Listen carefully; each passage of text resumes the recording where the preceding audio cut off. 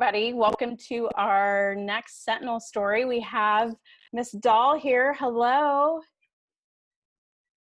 Hello. How are Hello, you everybody. doing? I'm good. I've got my fall decor with my Sentinel know. decor. I decided to put like a little sweater on. I was feeling the little fall weather with the rain. So I'm feeling fall's my favorite season. I love that so much. Me too. What do you teach at Spenaway Lake and how long have you been there? So I am starting my 6th year at Spenaway Lake, and I teach nutrition and fitness and sports med. In the past, I've taught human body systems as well as family health. So I am a career technical teacher, career technical ed. Fun. So a little bit of everything. Yep. What do you teach? You teach over the summer. You do a class over the summer. What is that class called? I do. I did professional development for teachers and admin and actually even people in the business world. And it's called the Neuroscience of Learning Summer Institute. So I spent 5 weeks doing professional development for teachers, teaching them about how students learn or how we learn, what happens when different emotions occur, when there's different stress, like Wi-Fi that doesn't like to work, or internet, Zoom, exactly. Our new world. Our new world. So I was able to, hang out with a lot of cool people from around the world. That's amazing. Yeah. So it wasn't just the state of Washington. We had people from Kenya and Ireland and Canada and England. So it was an international ed teaching this summer. So it was pretty awesome.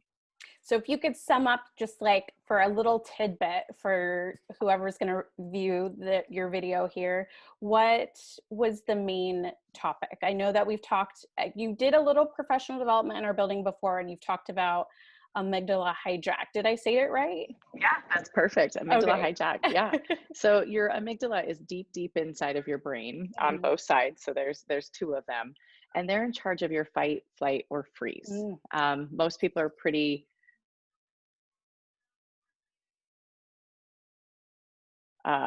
when your heart's up, your skin starts to sweat, you are trying to flee from something. And so we're really having a lot of that happen in this world, right? We go into fight or flight with our Wi-Fi, with being virtual, our assignments getting turned in. So we like to call it amygdala hijack. So just right now, we might be hijacking. Yes. So one of the things that we teach the teachers, and then I also teach my students, is what amygdala hijack is and how to get out of it. So one of the ways that we talk about the amygdala is we pretend that the thumb is the amygdala. And it's deep inside the brain. And then we put our hands over the top, and this would be the cerebrum, which are the lobes of the brain. And the cerebrum, especially your prefrontal cortex, is where all of your rational thinking happens. It's where you can learn, it's where you can do math and science and English, right? When everything is going well.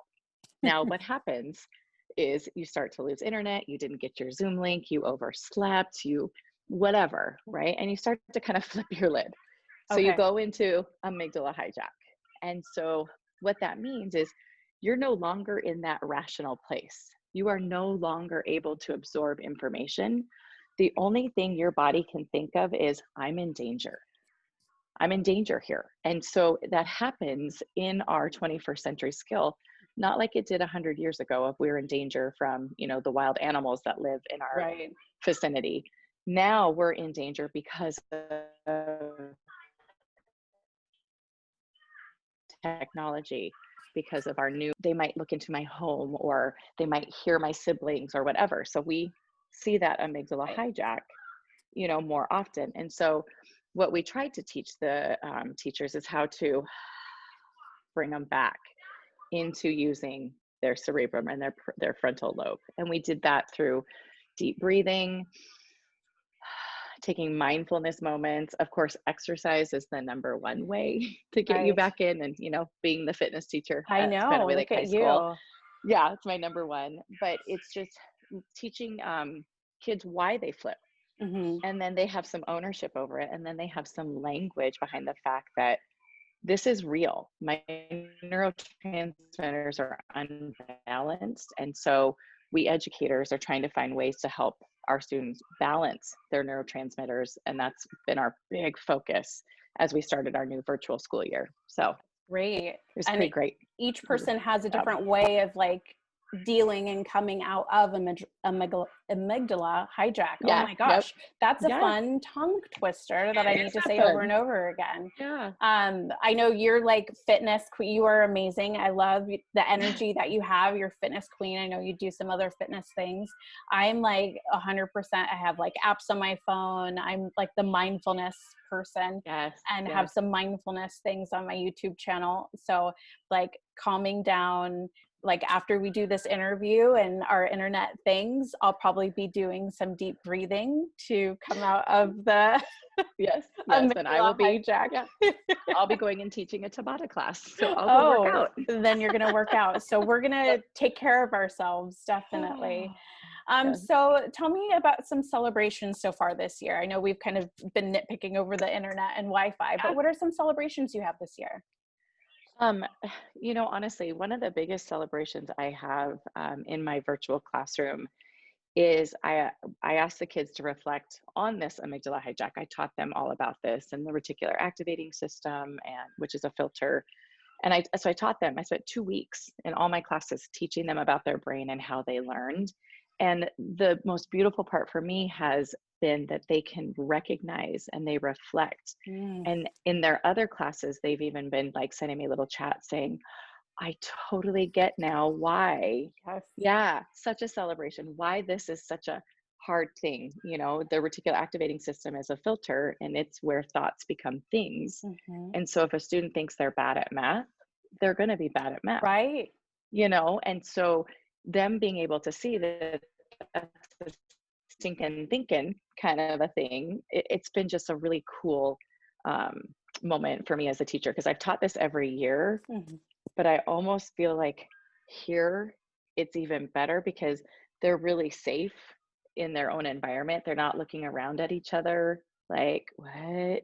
And so, and they're doing some self-care. Like I'm able to give time for self-care during class because they're the longer class periods. So I don't know. There's some really neat things that I want to make sure that I bring back to the classroom, I love that. That's as far as, amazing. yeah. So that's been really good. So my next question for you is, what are some valuable lessons? Number one, what high school did you go to? I went to Puyallup High School. Go Vikings. Puyallup. I did Yeah. not know you were local. Yeah. I love purple and gold. So Well, we'll talk about the sweatshirt later. I know you have yeah, sorry. your kiddos there, but I'm a Coug. I know I'm not represented. I represented in my earlier interview today with my Coug stuff.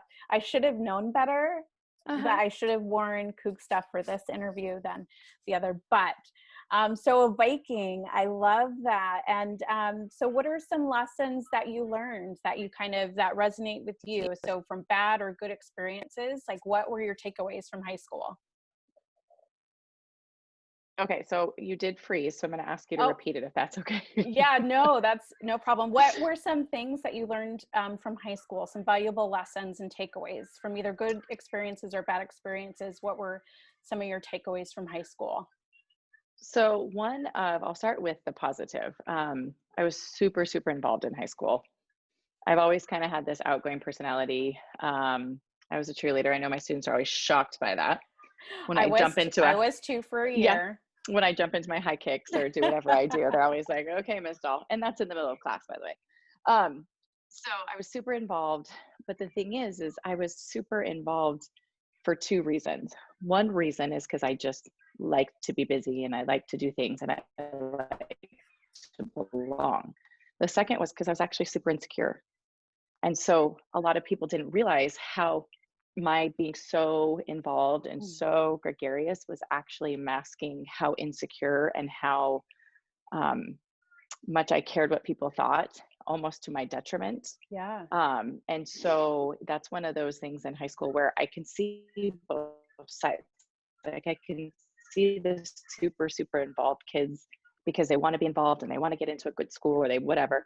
And then I can also see those kids that are, not wanting to get involved because of, fear, because I had both. I just had this part of me that had to look good. And so I had to be all these things, right? And so it made for a very interesting school Yeah, experience I because bet. everybody just thought I was super confident and outgoing, and I actually wasn't. I too struggled in math, had a math teacher who would make us stand up to ask the questions and then would kind of berate us and actually called me stupid and told me to sit down, you stupid, ridiculous cheerleader. And I was 15, and I'm now not 15, and that's still in my head. Yeah, yeah. I've carried that with me my entire adult life. Now, luckily, I got to college and had an amazing couple of math teachers, and I'm not the best math student, right? But I am not stupid and ridiculous. So it really, I said I would never be a teacher, partly because of that. I was like, I'll never be a teacher. Why would we treat kids terrible? And so this is the second career for me where I was like, no, I have something to give because I did have some experiences. Those experiences, yeah. Yeah. And so I think it's helped me with my empathy as far as I can feel it in a student. I can feel the room. I can sense what it is that's going on with them. And so I think it makes me a better educator. That my experience, though it looked perfect in high school, I had a lot of struggles. So yeah. So yeah, thank you for sharing that, because teaching is a very hard position and we all have different experiences. I did not have a good high school experience, and that's one of the reasons why I wasn't going to get into education. But then also, on the other hand, is another reason why I got into education, is because I wanted to offer youth a different experience than I had. So I appreciate you sharing that with us. Yes. Absolutely. So I'm going to go through, I'm just going to ask you some kind of random questions.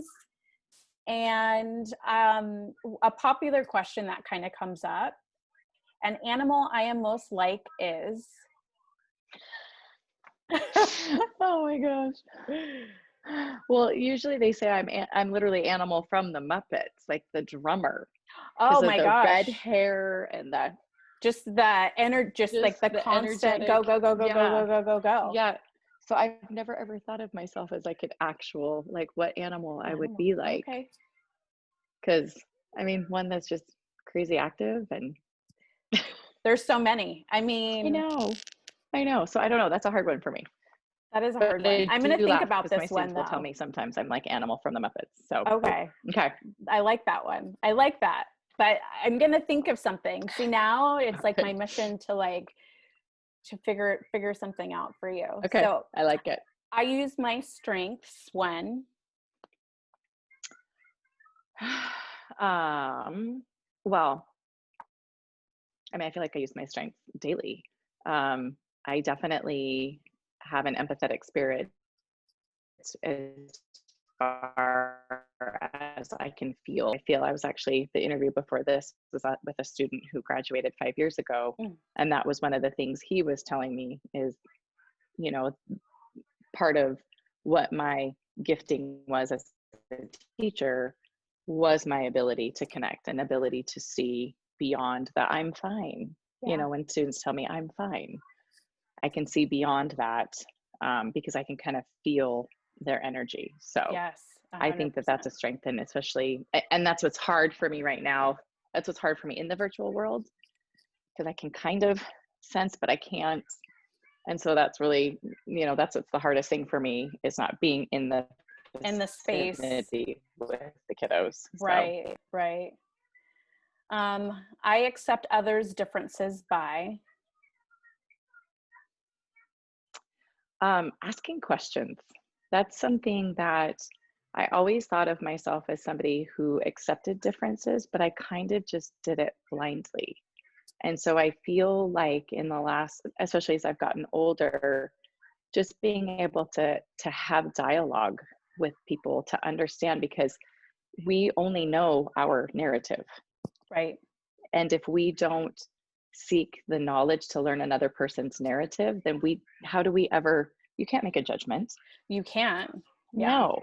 And so you have to be able to, they say, walk in somebody's shoes, or, invite a dialogue, or you know, be more present in making sure that you're not just blindly, oh, I accept differences. You know, Right. that's not true. You have to seek knowledge in all things. In all things. Otherwise All you find things. yourself filling in the gaps with your Yeah. assumptions, which Yeah. are, it's very dangerous, because Yes. then you're like creating this narrative for somebody or a situation that is so false and not true, Yep. without just having that conversation and asking those questions. Yeah. Yeah. And I catch myself too. I'll catch myself going, whoa, whoa, whoa, whoa, whoa. That's, you gotta seek first and then, you know, find out more information. Don't just assume ever. So Right. When a friend is hurting, show up at their door unannounced. I love that. Get, yep. Yeah. Gift of time. I'm a hugger. Everybody knows. You know, I'll rub shoulders. I like get in their bubble and try to like take some of the pain from them. Yeah. My kids are making fun of me right now because with COVID, I'll like go to thank somebody and try, you know, thank you, and try to tap them on the shoulder. They're like, no touching. You're like, We don't no, touch. I'm like, I have to touch. I know that's going to be so hard when we're back, even in hybrid. I know that the proximity Yep. for some kids to have with us is so important, and they so just want to be in our bubble. And Yes. So it's going to be another. Oh yeah, they'll come and smell our transition. hair. I know they are just they're all about us, which I appreciate. Like I care so deeply for our community, and I just miss that. I'm like you, that the energy, you know, it's like if I can give them some of that energy and they can feel my sense of caring and love and all of that, then I'm there for them to be in my bubble. But unfortunately, No. not quite yet, but I know. we'll figure out other ways. I'm trying to create through these interviews a sense of a bubble for them to be in with us. Yes, So yes. feel some love from us. So let's see. When I am teased by others, So this is part of my high school journey. I will make fun of myself more because then they don't have the power. So self-deprecation became kind of my my go-to, but I definitely don't do that anymore. Now I've had the kids go, Miss Dahl, you're so cocky. I'm like, I'm not cocky, I'm confident. right. And a lot of it is an act. I'm faking it every minute of every day. But I won't do that anymore where I will you know, deprecate myself. I now like go, yep, I know, I'm awesome. I don't know what to tell you. Oh, Right. they don't like me? Oh, that's weird. That's weird. You're like, I don't understand. Yeah, I don't understand. Everybody likes me. right. You know, and so I'll still be cheeky about it, but not at my own cost. Right. Not at, you know, and if someone makes fun of me, then or is mean to me or whatever, you know, if it's somebody that I'm super concerned about as far as I care about them and I'm really confused, then I will go talk to them. But if it's somebody outside of any of my, they like have no idea who you are. If they're just making it their own thing and we have no relationship, and then I'll just let it go and just keep being me. Because again, some people may have a hard time with others based on something that's going on with them. Right. It might not be the person that they're directing it at all. And so, you know, I've just learned over the years that you just fake it I'm not faking it till I make it, but thoughts become things. And so when I started by faking it, like, no, I'm pretty awesome. Eventually I'm like, yeah, actually I am. You're like, oh wait, yeah. I do have so much. We all have so much to offer. And so we just have to figure out that niche. And so, right. Yeah. I control my anger by deep breathing. I'm very big at deep breathing. Kids have definitely seen that. Staff has seen that, where I just yes. Okay. You know, and I turn bright red and I start sweating. I have like visceral reactions. They know that. But I really try to bring it down. And especially with my students, I really try to figure out where they're coming from. Mm-hmm. Because if they're doing something that's angering me that much, A, I really care, and B, they're really hurting. Yes. So I think of it as brain versus behavior. So something, Mm-hmm. has hijacked in their brain, something is causing that, the lashing out or the whatever. And so that breath kind of gives me that Teflon skin to be like, okay, this is not about me. Let's get to the root of the problem. And so that's what I do. Now, with my own children, sometimes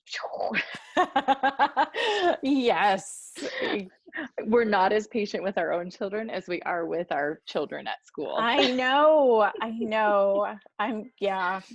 It's just, It is it's the what it is. weirdest thing. I It's know the it weirdest is. thing. It really is an odd, I mean, yeah. But I try, even with my own kids, I'm like, you better go in a different room. You better go. Well, I'm teaching my 4-year-old to do some deep breathing while he's almost 4. When he gets upset, Yeah. I'm really trying to do that. And I have one of my apps actually has a kids version. So I'm hoping to eventually get him to just have that a natural part of his day is to do meditation. It makes me so nervous. He's not in preschool yet and he's not in school yet. And I just know how many triggers kids face in school. And so I just want him to have as many coping mechanisms as possible so that when he is when he flips his lid, Mm-hmm. that he can automatically have wired into his brain some ways of coping. Yes. Yeah. Self-regulation. Yeah, absolutely. And that's key too, because that's where we kind of got away from, in schools, was trying to help kiddos recenter themselves, right? It became more rewards and punishments versus, the fact that this is a physiological thing that happens. You start to get mad. You can override that system by that deep breathing, just by taking those big deep breaths. You can't stay mad, or Right. you can, but it lessens. Like, you're not going to have that volcanic feeling, Right. because physiologically the cells can't do it. Because when you rush that much oxygen into your brain's like, oh, that's nice. Like, oh. So calming, so calming. Yeah. So it's just, neuroscience. I love Yes. it. I know Yeah. it's your jam. You are amazing. I am creative when.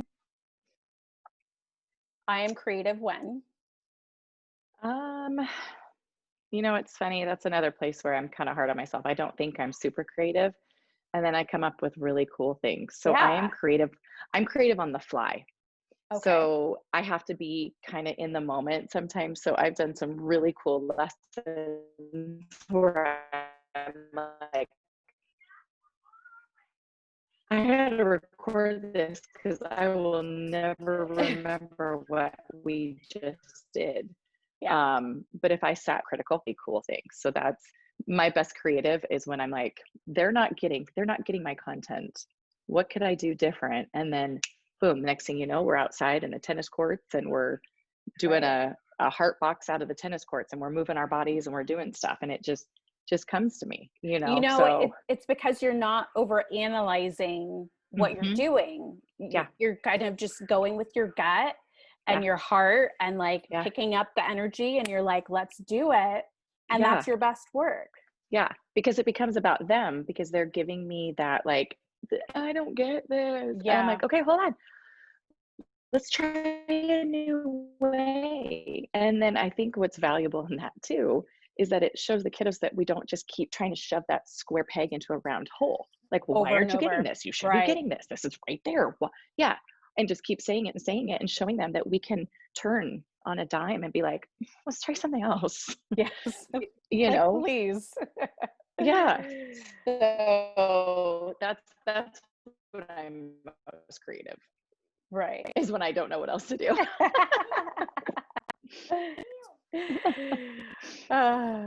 When someone is disappointed, Oh, it hurts me. Um, I don't like to disappoint people. And so it really gets me in my gut. And so I definitely am a talker as far as I would want to talk it out. And so sometimes when people are disappointed with you, they don't want to talk right away. Right. And so that's really hard for somebody like me that's like, well, no, I'll listen. I want to know, help me not disappoint you again. And they're like, well, I'm too disappointed to talk to you. And then that's when I'll like pick at him, like, please, Keep please, going. Yeah. my spouse. Please, please, can we talk about it? And he's like, no, I need some time.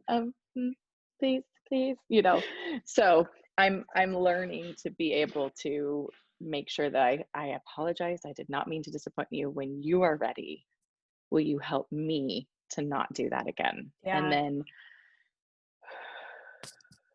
breathe through it too, as well. Yeah. That's so So great. That's so great. you would think at Um, my age I would know that already, but every day I learn new things every day. yes. Well, I appreciate you interviewing and taking the time. You've always made me feel so welcome at Spanaway Lake. I love your energy coming from like down from the gym, and I'm coming from my office area. I mean, I see you coming, I hear you coming, I literally feel your energy coming down the hallway. I miss that so much, and I'm counting down the days until we get to cross paths Oh, that is again, so kind. because it's So like kind. the energy you share, it's like you share it with everybody. So I love that, and thank you so much. Thank you. Yeah. Do you Thank you. have Well, any other final I thoughts at all?